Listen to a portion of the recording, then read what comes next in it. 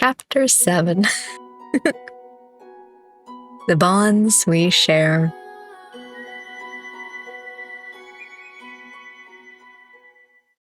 Ooh, okay, the cave again. Hello? What should I tell him this time? The three of us were once again at one of the altars while Care mentally counted reports on his fingers. What about when I took you to the blacksmith? Seeing all those different types of weapons and armor was pretty neat. Or maybe how the Heavenkind keep written records. Ilmari cradled the book he held, which contained a popular children's fairy tale. Ilmari, why do you keep carrying that around? You can't even read yet. I'm learning.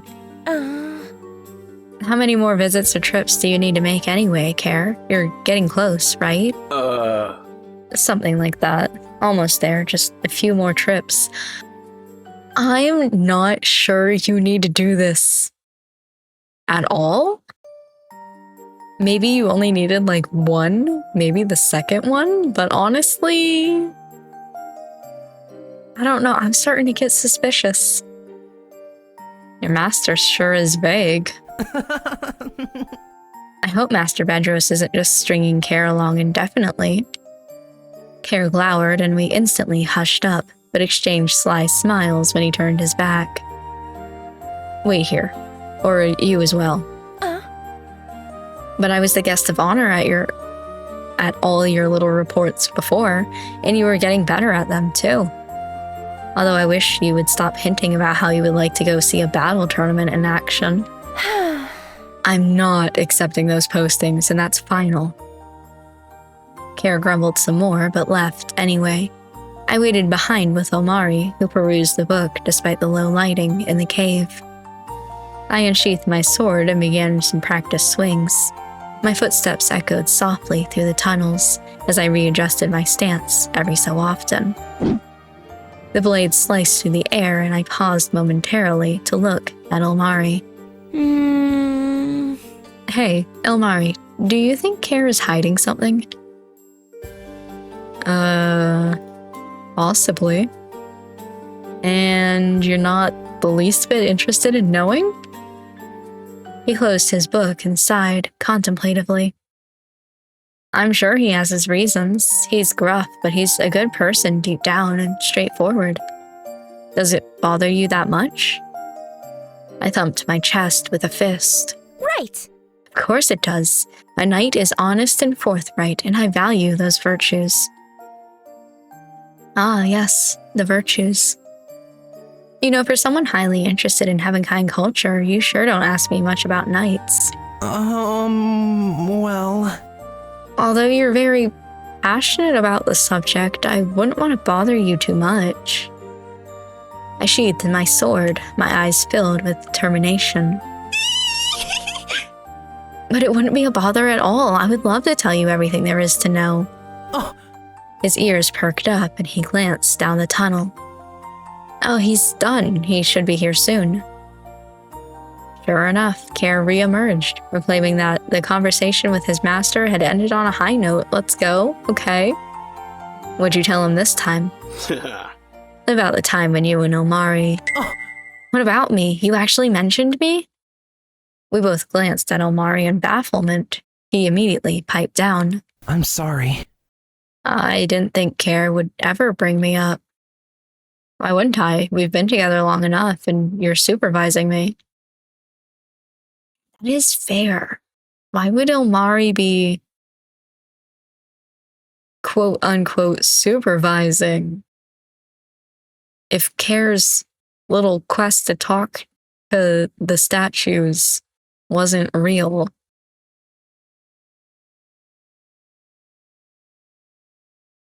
Right. As we started to leave, Ilmari halted in his tracks and glanced back apprehensively to where the altar was located. Well... Is it permissible if you two go ahead without me? I wanted to examine the statue before, but I didn't want to interrupt Care. That's fine by me, Care. He gave a careless shrug and Ilmari smiled gratefully. Thank you!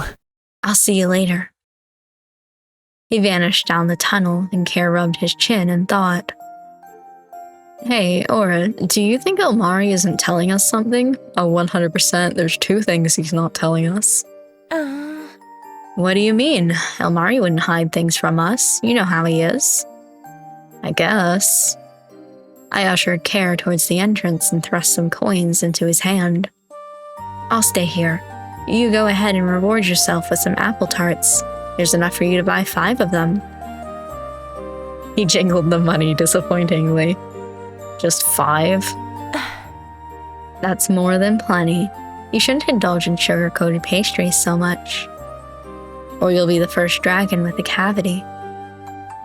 I gave him a gentle push, and he reluctantly stepped forward, briefly glancing over his shoulder before continuing to the entrance. I folded my arms and turned in the direction of the statue, wondering if I should confront Elmari or overlook his behavior. Curiosity won over, and I tiptoed towards the rear of the cave once again.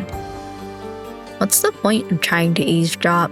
They have better hearing than I do anyway. I heard Elmari's faint voice as I continued down the tunnel. It sounded contrite. I felt a pang of worry as I was torn between quickening my pace and remaining furtive. I sidled against the cave wall until I could hear Elmari more clearly. I'm sorry.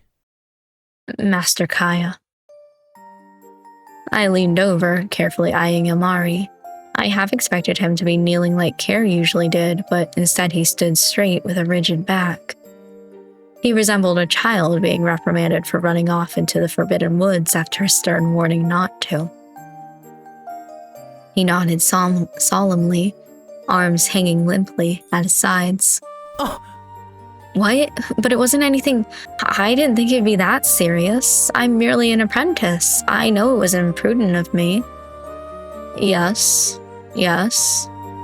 Can I at least stay until Care returns? What? Then this whole time? I sensed the conversation reaching a conclusion and decided to slip out. As I crept away, my scabbard smacked against the rock wall. I uttered a curse before I could stop myself. Drat. Darn it. I slapped my forehead with an open palm. Elmari must have heard that. There's no point in sneaking away now. Aurelie, are you there? I know you were listening in the whole time. I turned as Elmari approached me. I gave him a sheepish look. Oh, sorry about that. I heard you apologizing to your master. I'm assuming you did something?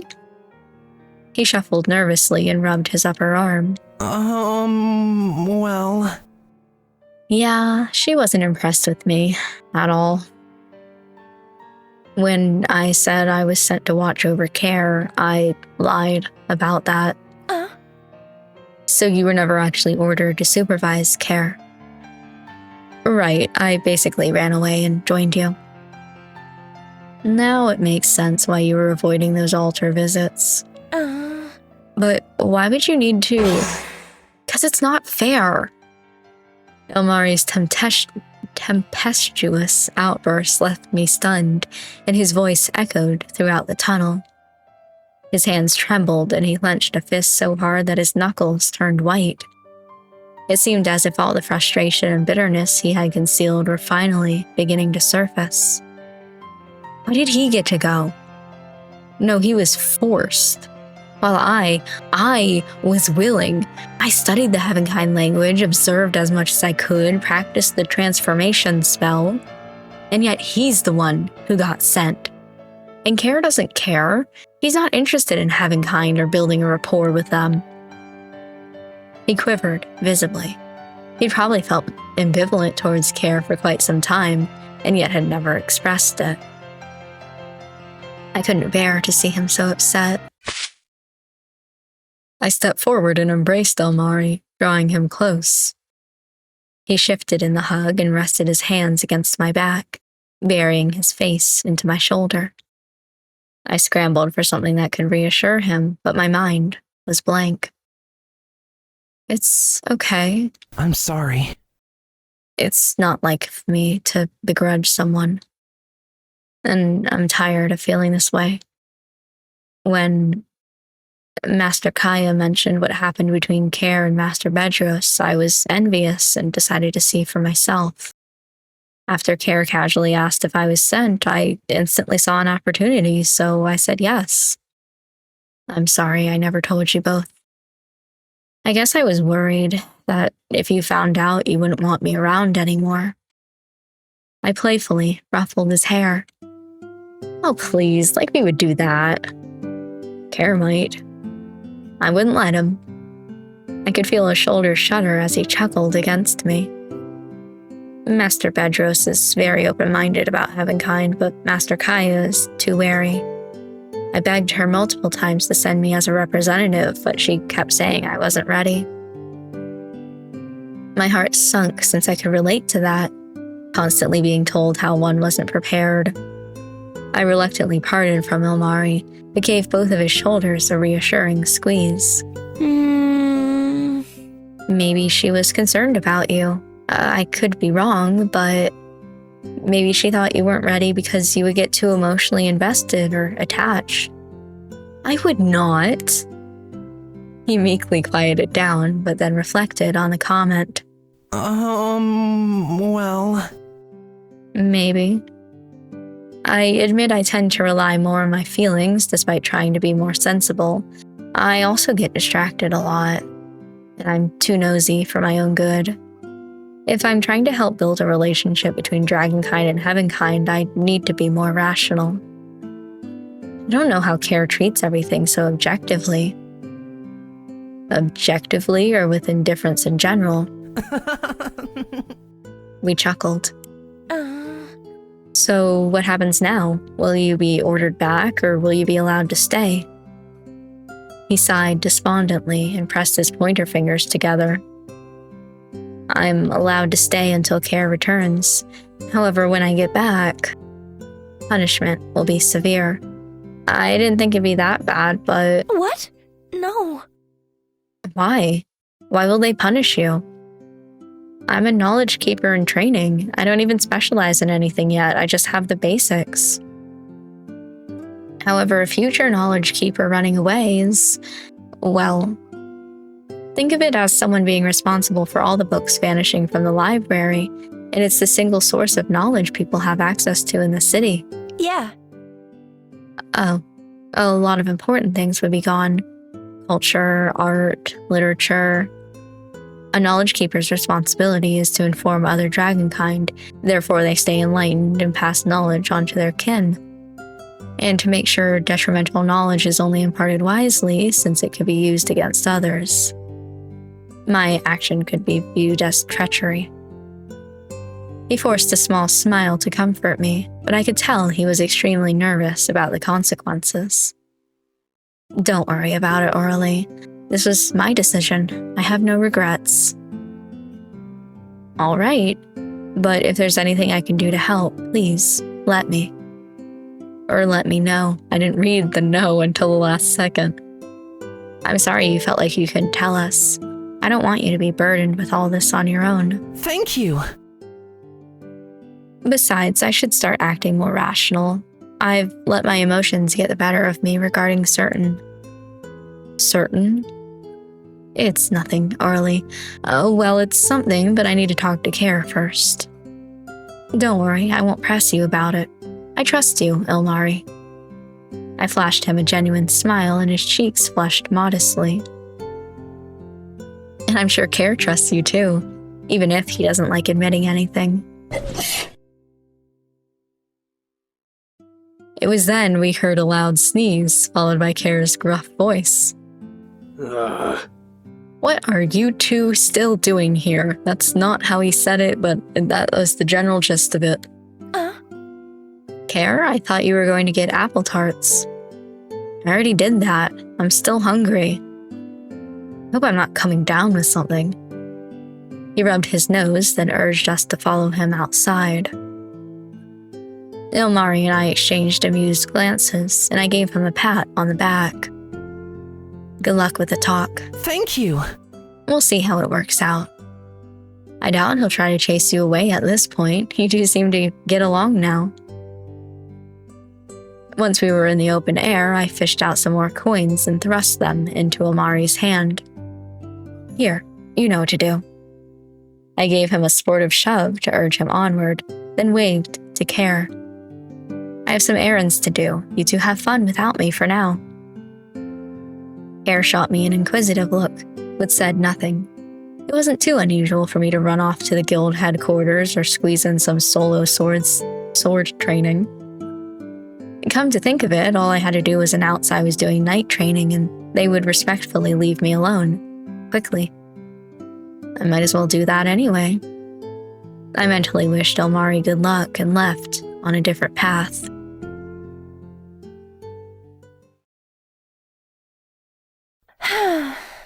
Ugh, my shoulders hurt, my back hurts, my everything hurts. I flopped down onto the bed of my assigned room. I groaned and rolled over, staring vacantly at the ceiling. I spent the rest of the afternoon training with some real knights, and now my thoughts drifted to Care and Elmari. I wondered how their conversation went. I glanced out the window, which provided a nice view of the gardens and the dark blue sky. Should I check up on them? Grabbing my blanket to use as a shawl, I exited the lodge and took a stroll in the garden. They would usually be here. Sometimes Care slept in the trees while Amari nestled by a trunk. After some more searching, I was about to give up when I spotted a leg by one of the trees. Remaining quiet, I tiptoed over and saw Care sleeping peacefully against the bark. Beside him was Elmari, his head leaning against Care's shoulder. Aw, I guess it worked out. It was then I noticed how cold the air felt against my cheeks. Many of the trees were half bare and leaves piled up on the grass. A subtle crisp freshness lingered with each breath. It was definitely autumn. Oh no. Are they getting cold? I didn't want to disturb them, but decided to leave my blanket. After I knelt down, I carefully spread it out and was about to drape it over their bodies. Hello. However, Care stirred. As he sat up, Elmari slipped off of his shoulder and fell back onto the trunk. Oh, sorry about that. I didn't mean to wake you two. Elmari groaned, then rubbed one eye, giving Care a pounding glare. Oh. I think I said that wrong. Pouting, I think I said?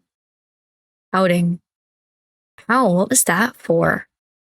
He trailed off when he spotted me. Care clicked his tongue in embarrassment. What are you doing here? I wanted to see if you two were all right or if you were getting cold. Elmari lowered his eyelids in disappointment. That's all? For a second, I thought you were going to join us. Let's have a cuddle party in the middle of the gardens. Sure. I dropped the blanket hastily and jumped back, waving my hands frantically in front of me. No, Orally, go ahead. No, I was just checking up on you. Havenkind don't, engage in snuggling with friends. You could, but we've been with you for quite some time now, and the fact we've never bonded feels like we're distant. My eyes darted between them hesitantly. Does it really feel like that? Care glanced down, saying nothing, while Amari gave me a pleading look. After some... what? Vacillation? Never heard that word before. I sighed and grabbed the blanket before taking a step towards them. Yeah. Fine, but just for a little while. I turned around right as Elmari shuffled out of the way to give me room to sit down between them. Heck yes! Dragon sandwich! Let's go! I don't plan to stay here all night. You will. I trailed off as Elmari leaned back against the tree, close enough that his arm gently grazed mine. My shoulder reclined against Care, who had one leg sprawled straight and another tucked in. So, I guess Elmari talked to you earlier, Care. Yeah, for a little one, he sure carried a lot of resentment towards me. There was a small groan of protest from Elmari's lips. I'm older than you. It was obvious he heard our talk, but was too tired to join the conversation. I chuckled. It's not like he was the only one hiding something. Really now? What would you reluctantly like to admit to me this time? Shut up! I stuck out my tongue to show him I was just teasing him. Whoops, sorry about that. So, what is it? He closed his eyes and grit his teeth, and I could hear him inhale deeply. Look, I could have returned earlier if I wanted to. The curse was offered to be lifted a while ago. No, I knew. Wait, you can turn back into an earth dragon anytime? Yeah, though I still need to visit an altar first since my master still has to remove the curse. But if I do, I won't be able to assume Heavenkind form without Master Bedros' help. Unlike Ilmari, I didn't bother learning the transformation spell.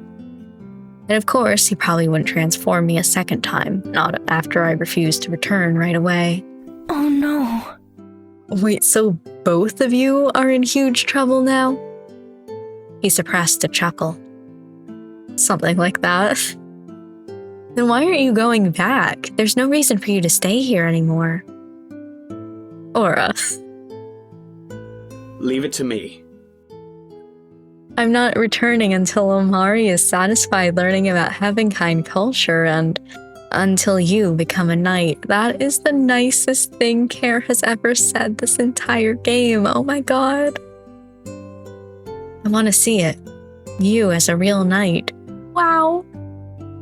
My heart leapt up in my chest and my lower lip quivered. Care, you really care about that? My dream? It's important to you, right? Care. I leaned over and embraced Care, genuinely touched. I sensed his arms hovering awkwardly around me. Whoa!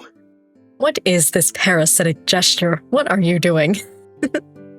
It's called a hug. Heavenkind use it to express affection between friends. And right now I'm really, really happy. I'm probably going to cry.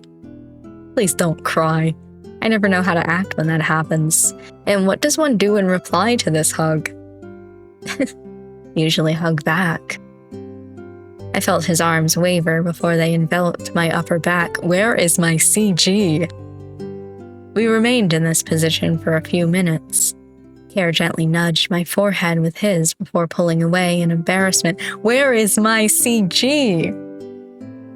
I adjusted the blanket to make sure Ilmari was comfortable. You guys, I don't want you two getting in more trouble because of me. Leave it to me. It's our decision. It's not like we'll be reprimanded further.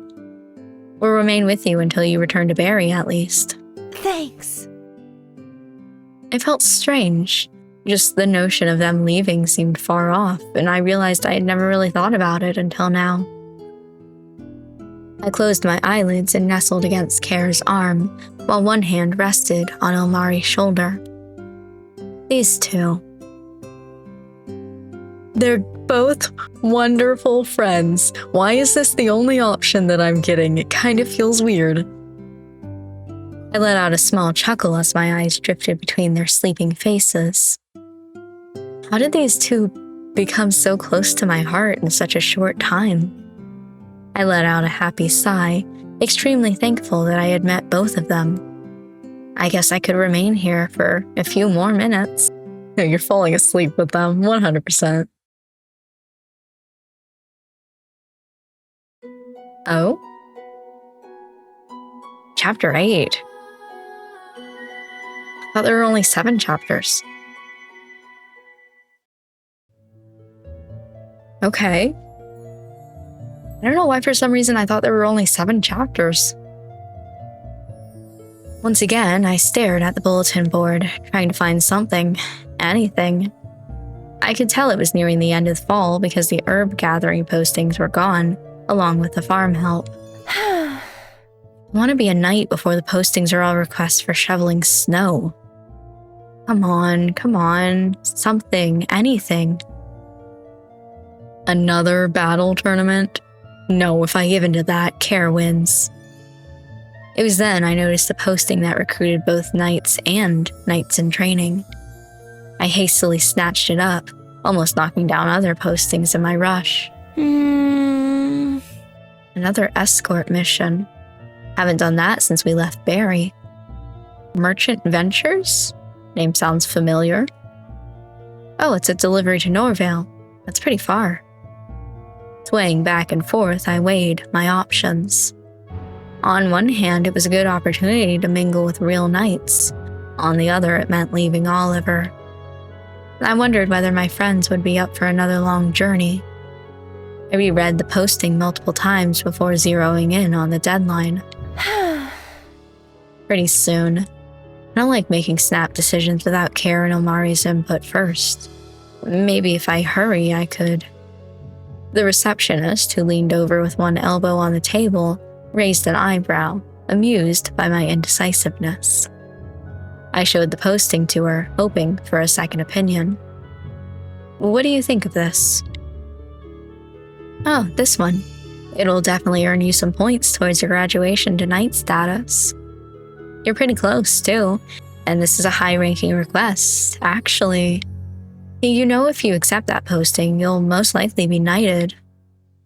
I slapped the posting down on the counter. Right. Done. She accepted the paper and gave me a smaller note with directions, a meeting time, and names. Wow, looks like quite a few people accepted this one. Sounds important. Apparently, the contents are very valuable, hence all the bodyguards.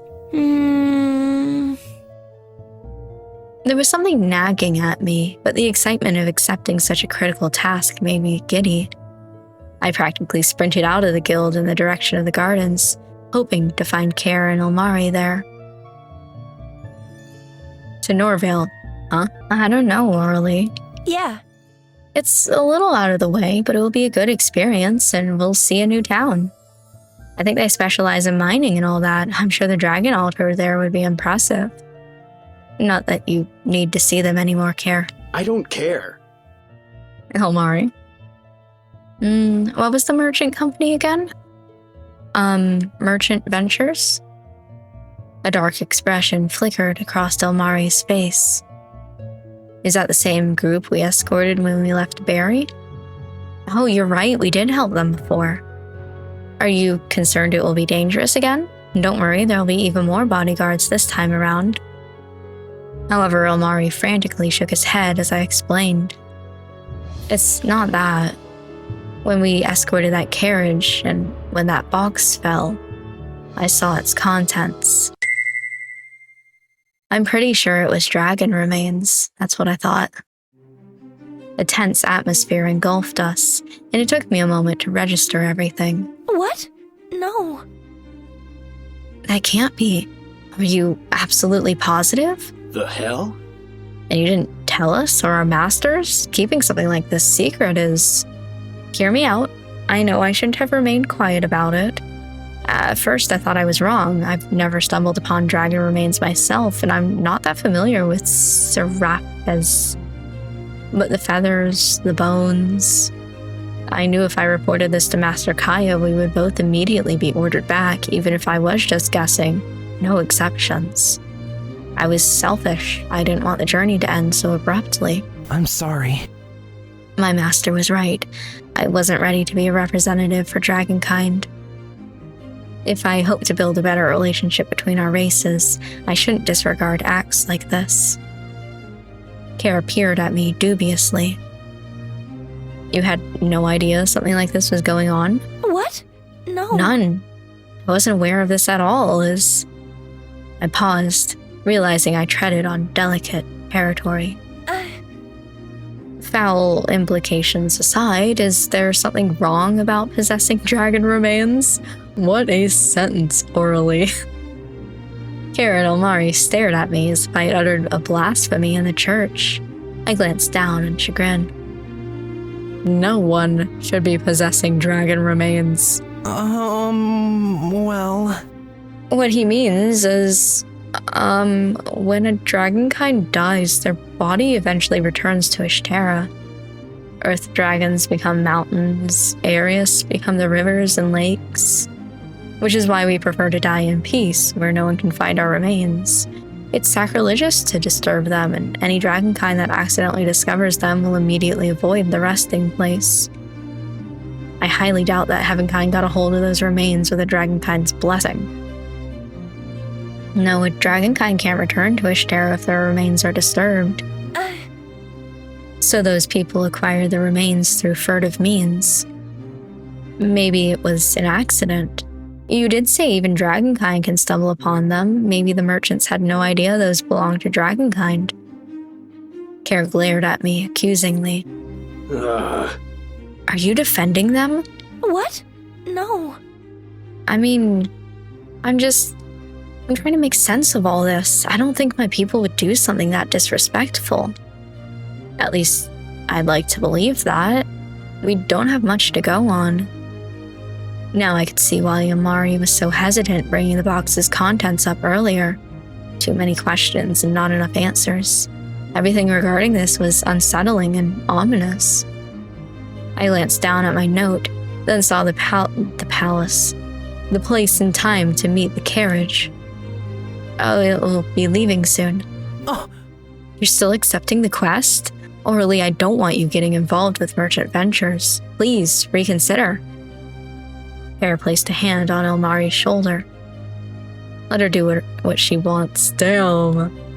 I didn't say I would. I'm going to see if I can check the contents. Since Ilmari isn't 100% sure that he even saw dragon remains, right? He nodded meekly. I want to think that I didn't. Then let's stop speculating and get some clear answers. I'll go. But what if the cargo isn't the same? The carriage is recruiting quite a few knights and senior kids, so the contents should be important. It's possible that they're the same. What would Heavenkind want with dragon remains anyway? Wait here. If you accompany me, it will definitely attract attention. I'll be back shortly. Maybe that's why the merchant who hired us in Barry was so nervous. He was being guarded by dragonkind. Ilmari appeared distraught by the idea of me going, while Care simply nodded to encourage me. Don't take too long. Let's do this. Ooh, it's autumn now. Look. Ah. I broke off from the group and quickly left for the location indicated on the note. It said to meet just outside the city by one of the fields. I spotted a 2-horse carriage with a Merchant Ventures sign etched on its side. There were only a few people outside of the carriage chatting, so I knew I had arrived early. Discreetly, I approached the other side of the vehicle and peered through the window. Sure enough, there was a long, ornate box, similar to the one that we had escorted to Oliver. My fingers grazed the handle of the carriage door. I gave it a gentle tug, but it refused to budge. Boiled already. As I pondered on whether to find an alternative, someone grabbed my shoulder. I whipped around, my hand rising to my hilt impulsively. It was an older man with short peppered hair and a sword at his hip. He frowned at me. What are you doing here? I pulled out my crumpled note. I'm a knight in training who joined this assignment. After examining me and my badge, he nodded curtly. Then you should properly act like one. Looking suspicious will get you instantly dismissed from the task. Whoops, sorry about that. I was just curious, I'm sorry, being a kit and all. Then take your position. We'll be leaving on our client's orders. We dispersed and I glanced back at the city walls, fighting the urge to return to my friends. If I left now, I would be removed from the mission anyway, and I still hadn't seen what the cargo held. I would have to carry out my duty, at least until I had another opportunity to check the box. Sorry, Care. Elmari. This will take a little longer than I anticipated. Eventually, more knights, roughly 7 of them, and the merchant client, who I overheard was called Dervishi, gathered around the carriage. Finally, the coachman hoisted himself onto the perch. I knew we would be setting off in a few minutes. Hope Care and Elmari don't think I'm deserting them. I anxiously looked back, but as the horses trotted, I forced myself to follow the group. I'm not worried so much about their feelings. I'm worried that something's going to happen to them. They're going to get, attacked or something. And then they're going to be the remains. In a desperate attempt, I tossed the note on the ground, even though I was pretty sure the chances of the boys finding it were slim. Not like I had any other method of communicating with them. I lingered behind, my eyes darting from one knight to the next. They were all in uniform, their breastplates shone brilliantly, and they each had a trusty weapon at their hip or strapped to their back. Usually I would be elated just to be in their presence, but my mind was on other things. The city of Oliver vanished from sight as we entered the northern forest. Unlike the birch forest surrounding Barry, these trees were thicker, and the terrain even more rocky, although still a far cry from mountainous. I did my best to remain reserved, but Lady Bayard's name was brought up, and the knights asked me many questions about her and me. A few were interested in my sword skills since she had personally trained me. That's still really all they perceive when they see me. We did not make our first stop until mid-afternoon. As the knights ate, talked, or went scouting, I approached the carriage again. Although I did not have a chance to physically check the box, maybe Dervishi would let something slip about the contents. The carriage door was open. Dervishi sat inside comfortably, talking to the prominent knight with the peppered hair, who was casually stood by the vehicle. A rather terrible design flaw. One swift strike to the chest and the sternum will shatter. Ooh. Which is why, even if it's aesthetically pleasing, it's not ideal in actual... eavesdropping isn't helping either. What are the chances I would catch important information anyway? Giving up, I sidled away from the carriage. About the contents. Wait. Surprised, I turned around, only to slam my knee into the wheel. Ow! As I rubbed my leg and stood up, the knight peered around the vehicle and spotted me.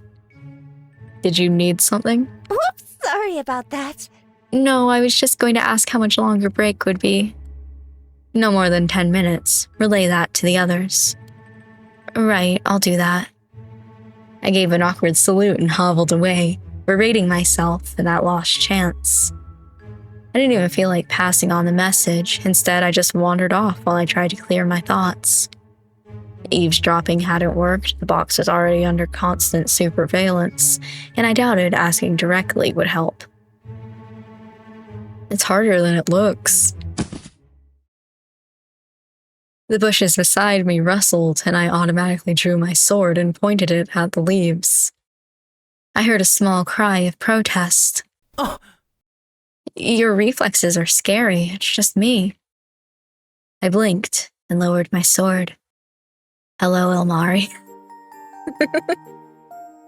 Elmari crawled out from under the bush and grumbled, brushing dirt off his clothes indignantly. I wonder Care made me contact you first. I heard a chuckle not far from Elmari, and Care emerged from behind a tree. I sheathed my sword, feeling tension leave my body. You too. How did you find me? Did you find the note? What?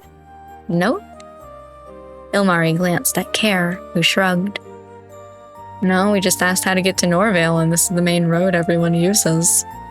Pretty easy to catch up after that.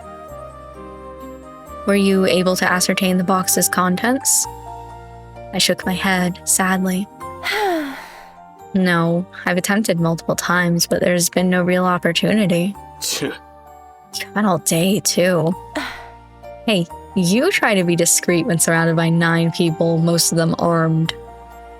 If there was some sort of distraction, maybe I could...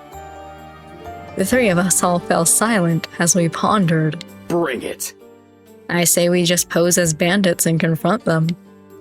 It'll keep the knights busy while Aura checks. Omari groaned. I'd rather not. Resort to violence, especially since we don't know if the box actually contains dragon remains. And what do we do if it does? Take it, of course. I don't want them to be used for anything. Dragonkind are naturally magical, and even the remains would be imbued with magic. Then, if they took the cargo, it meant the mission would be classified as a failure. My kit record would be tarnished, and it would prolong my efforts to be knighted. I gripped my badge, then opened my palm as I stared at it in deliberation. Kara and Omari seemed to have sensed my hesitation, so I looked up and grinned. Yeah. If it comes to that, let's do it. But, Aurelie, are you sure? Please, it'll just be a minor setback. I shoved my badge into my pocket. This is something important to you, and you need to know that I can be relied on. Let's do this. If the contents do contain remains, you can trust me to seize the box. Thank you. So, what non-violent distraction do you two have in mind? I'm out of ideas.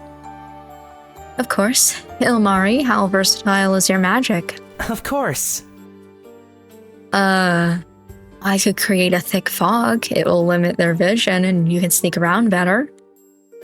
I can throw in a tremor here or there to slow them down. About that, I'd rather not. Care will have to avoid using earthquakes. They frighten Aurelie.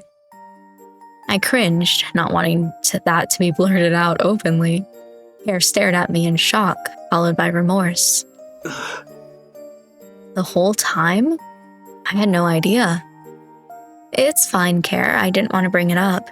It's just something that happened in the past, and this is not the time nor place to discuss it. Ilmari will go with a fog distraction. Care, I'm sure you can think of something to frighten the knights without causing jolts. Vision will be limited, and we can't hear as well as you two. And just as I said that, their ears perked up. Both of them glanced towards the direction of the carriage. They're leaving soon. You better return. Care and I will run ahead to set our trap. Right. Be careful. I immediately jogged back and took my position beside the horses. I felt bad deceiving the knights, but it was the only way to know if the coffer held dragon remains. Please just be normal cargo. I slowly moved closer to the carriage and eventually let it pass me as I pretended to guard the rear. I would need to position myself optimally. The air around me cooled, causing me to shiver. A mist emerged from the ground and enshrouded us. Many of the knights paused and the carriage slowed down. Fog? At this time? But it was clear just a second ago.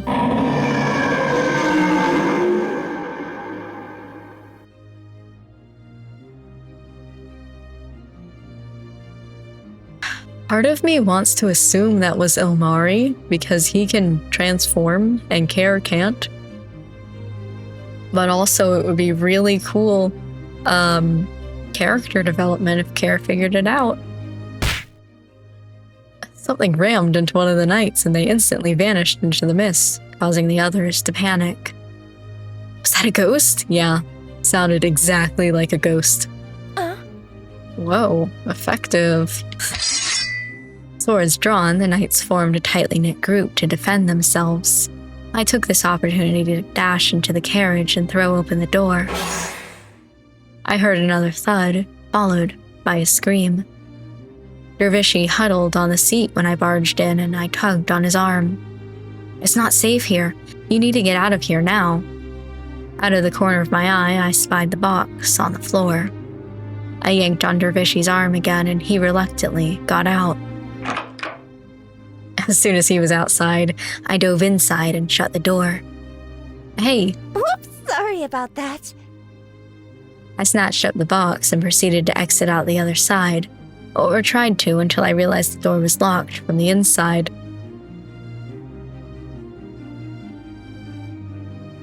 Okay? Unlock it. What do you mean? These doors. Foiled again.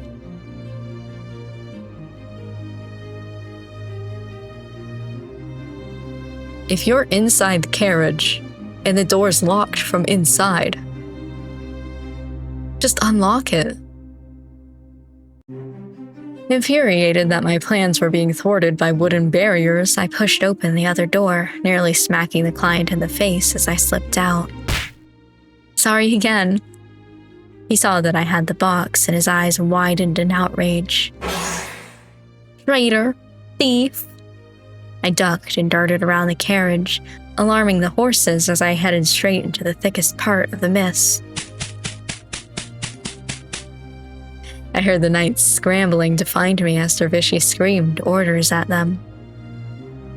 Heart pounding, I increased the distance between us. The mist cleared as I reached a steep slope. I momentarily looked down, then glanced back as I heard more clamors. I jumped down, my body slightly angled. I staggered awkwardly as I landed, trying not to hit a tree or trip on a root. Did I get away? And the others? Remembering that I still had the box, I knelt down and hastily unlatched it. I opened it up and inhaled sharply. Inside were beautiful long objects that resembled shale with an emerald sheen.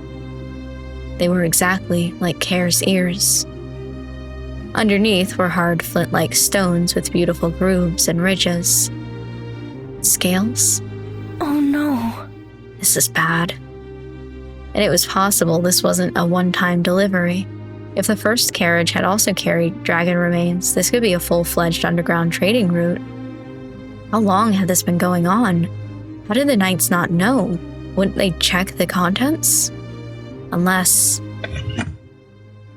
I shut the box, pushing it underneath a shrub for now before standing up. I needed to inform Care and Elmari. Before I could take another step, the earth suddenly erupted. A large fissure ruptured at my feet, causing me to fall back. I thought we said we weren't going to do that. Showered in dirt, I coughed and trembled uncontrollably, unable to stand up.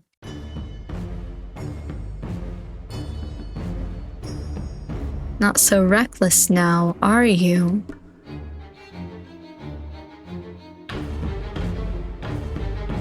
Dervishi stood about 20 paces away, his tame peddler appearance replaced by a sinister countenance. What? No. How did you...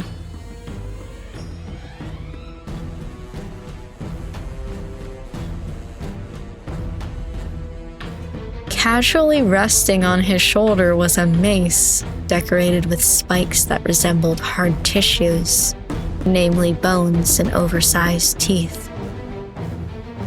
I got up unsteadily, supporting myself against a tree. You'll be surprised how much power dragon bones can grant you. Everything is permeated with magic, even long after they die. Why are you doing this? Who are you delivering these remains to? He snorted and rolled his eyes. Please, I'm not going to explain everything just because you asked. Just return the box and you'll be left unharmed. Now where did you put it? I unsheathed my sword and widened my stance, hoping not to falter now. Let's do this. I'm not handing it over. Pity. I hate searching. Lifting the mace, he slammed it into the ground. Another chasm, or chasms, opened up and I screamed, my body paralyzed by every vibration.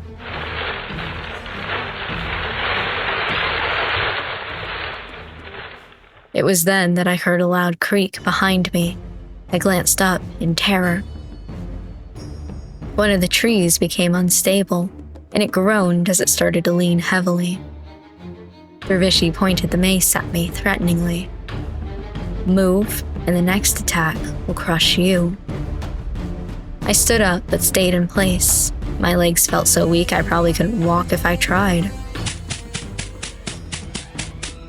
I heard footsteps approaching, and I prayed it was my friends. Instead, 4 of the original 7 knights joined Dervishi. They glanced at each other, obviously baffled by the situation, but obediently aligned themselves before the merchant. She's the one who ran off with the goods. I don't know who she's working for, but since she's refusing to cooperate, give it back and we won't hold this action against you. What? No. I'm not betraying anyone. The box has dragon remains. It's sacrilegious to move them. Their souls can't return to... Be quiet. We know what we're delivering. That's just a silly superstition. Superstition? What you're doing is discourteous to dragonkind.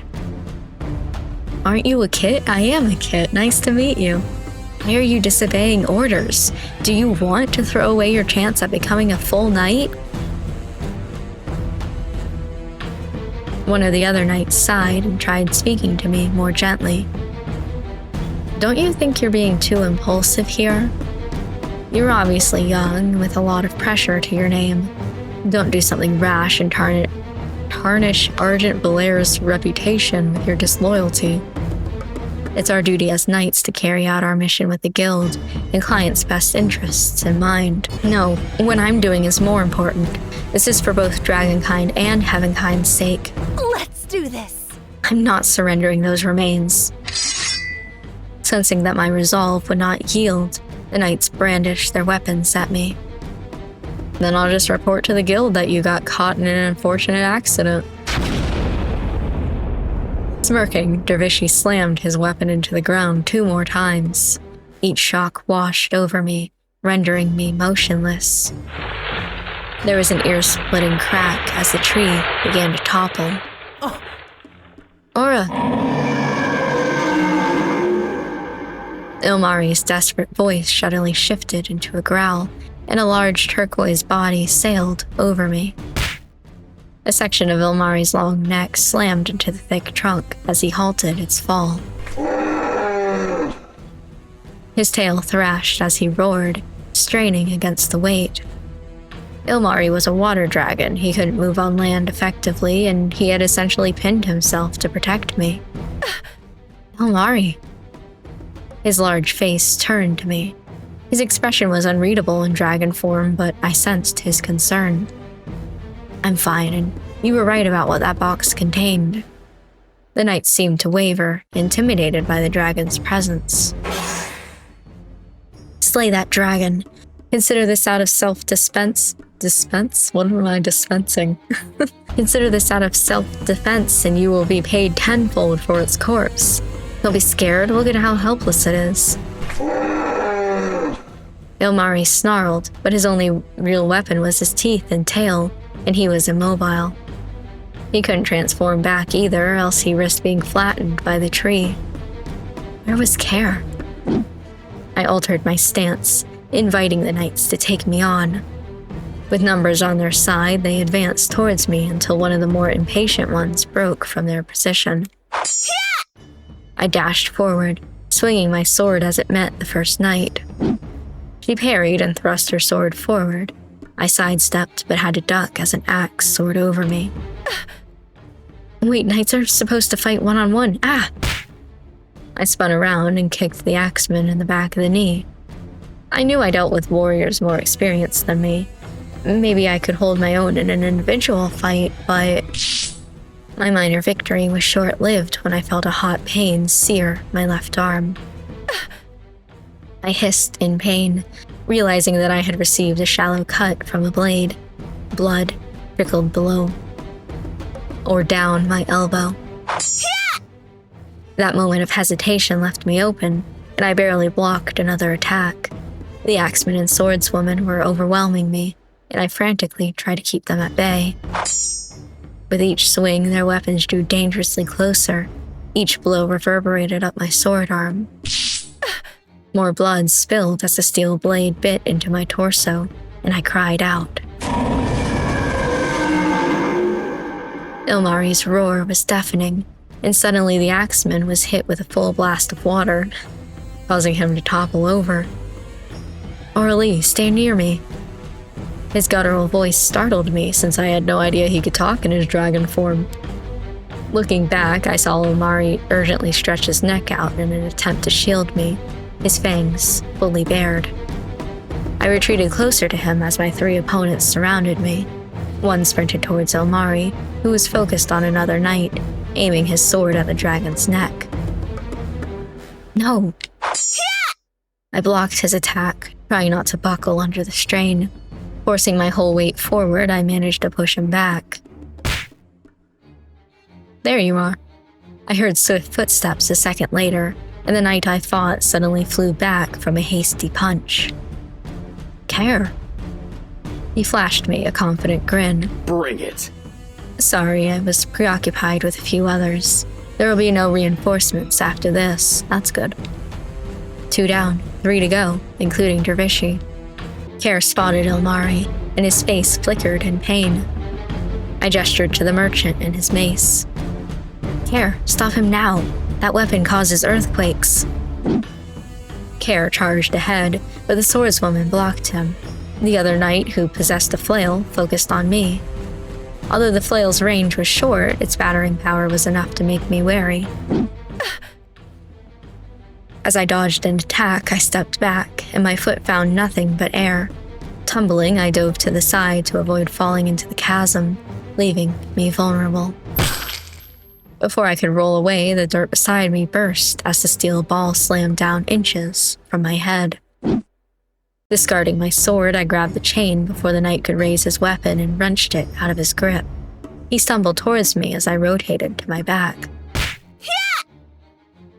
I placed a well-aimed kick to his stomach, and he staggered back. I quickly retrieved my sword and scrambled up. Desperate, he bolted for his weapon, but a strong stream of water from Ilmari caused him to topple into the chasm. Care had already incapacitated his opponent, leaving only Dervishi, who had retreated enough to be out of Ilmari's attack range. We caught up to him. If you cast aside your weapon, no one will get hurt. Were you simply following orders? If I turn you in... Me? Turned in? You're the one who stole a merchant's goods. There's no penalty for possessing dragon remains. The other knights will report what happened, and you'll be stripped of your rank and... He recklessly slammed his mace into the ground, unsympathetic to the unconscious or wounded knights around him. Terrified, I dropped my sword and knelt down, resisting the urge to cry out. Ilmari roared as the tremors caused the tree to abrade painfully against his scales. Care bounded forward, unfazed by the attacks. Before Dervishi could launch another assault, Care's fist met his cheek. The merchant went flying, and his body slammed and tumbled against the hard terrain. On his knees, Dervishi threw a fit and repeatedly pounded the ground with his mace. Every strike resounded and increased each tremor's intensity. Whoa! Stop it. If you keep that up...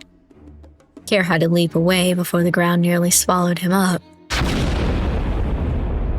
Deep fissure appeared and split, causing the ground to distort. Loose dirt rained down from the steeper slopes. It was as if the entire region was going to liquefy. Like a spider web, the ground around Dervishi now groaned and heaved. I couldn't move. I could only watch, helplessly. Wait. The merchant gawked and slipped back, but Care caught him just before he vanished into the gaping new ravine. I would have let him go. Honestly, Care, go ahead. The mace slipped from his grip, disappearing into darkness, and giving one final tremor. Care forcefully threw Dervishi onto solid ground. I slowly regained my balance, but I was determined to remain strong. Dervishi crumbled to the dirt in a supine position, and I instantly pointed my blade at his exposed neck. It's over. You're nothing without that weapon, so just get lost. Really? Take him into custody. His forehead beaded with sweat as he nodded fervently, all of his fight gone. You're just going to let him go? He used dragon remains for a weapon. Disgusting. I'm not going to kill him, and Argent Valere is aware of what's going on. They would probably protect him. Then who could I turn to? Your mother. Dervishi wriggled out from under my sword and tried to make a hasty withdrawal. Care simply punched his lights out. Let's go. A little extreme there. He not only tried to kill us, but he put his own men in danger. I should just ask Ilmari to eat him.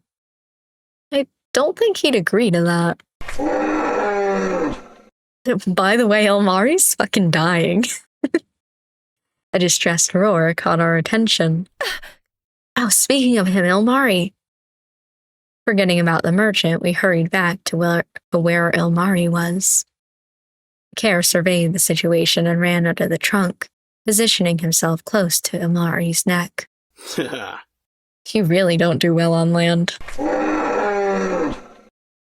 Ilmari hissed, unamused by Care's comment.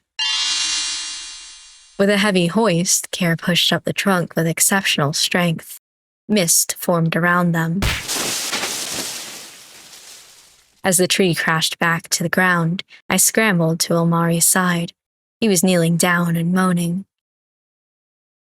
Ilmari, are you okay? I was so reckless. I'll be fine. Ugh, my neck. Gonna be sore for a week. He was on the verge of tears. Oh. But what about you? Those injuries, and I couldn't stop them. Sobbing, he clung to me, burying his head onto my shoulder. I'm sorry. It was useless. That was the best I could do. I patted his back reassuringly. You were anything but useless, Ilmari. I wouldn't have survived if you hadn't come to my rescue. I feel like I didn't do much myself. If anything, the person who helped us the most was... We both turned to Care expectantly, who flinched from our tender expressions. He coughed and gave us a haughty glare, placing his hands on his hips. That's right. I did most of the work. Sheesh. Both of you are pitiful. Whoa. Wait, what are you doing? We both embraced Care, refusing to let him escape. Can we look at this? What a good CG. Possibly my favorite CG of this entire game. Parasites. I laughed and stepped back, while Care had to apply more force to free himself from Ilmari. Remembering the box, I returned to its hiding spot and pulled it out from underneath the shrub. I was surprised to find it managed to make it through unscathed. Moments later, the other two surrounded me, and I peered over my shoulders as I unfastened the latch. Oh. Earth Dragon. Using our remains for weapons? Ugh. Let's bury them. Somewhere away from this battlefield, in case they decide to look for them. While Care fetched the mace, Ilmari and I walked until we reached the farthest fissure we could find.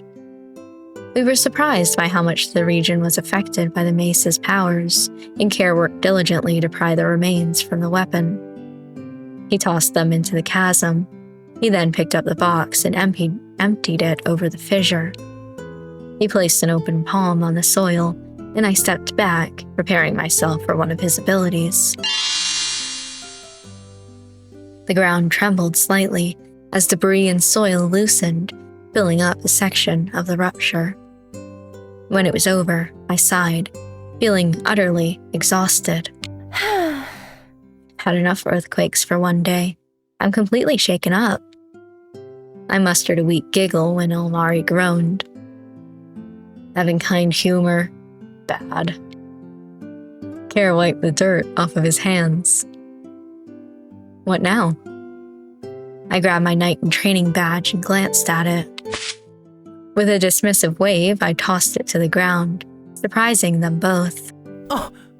Are you sure about this? It's something you worked for. Maybe if you return and explain to the guild. He stopped when he saw me shake my head. No, the Argent Valere Guild is in on this. I don't want anything to do with them or the knights. Besides, Dervishi had a point. The other knights will report what happened, and I'll have no chance to redeem myself after that betrayal. I'm done. I took a few steps forward and turned to them so I could address them properly. Let's go home. Besides, I think this is something you should inform your masters about as soon as possible. If we can't rely on the guild to build a rapport between the Heavenkind and Dragonkind, we'll need another angle. We headed back to the main road, careful of the steep slope and the chasms the fight had created.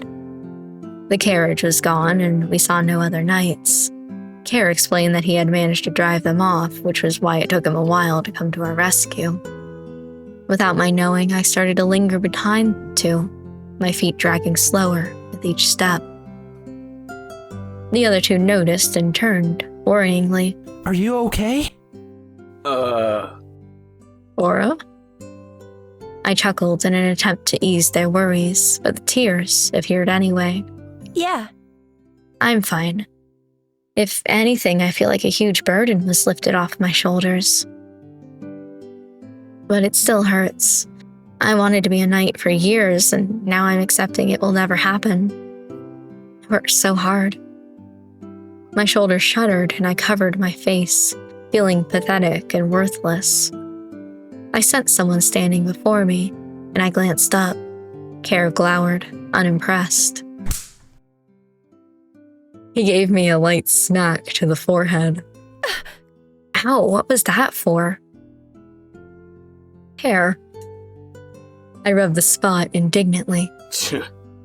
Didn't I tell you this before? That it's just a title? Yeah.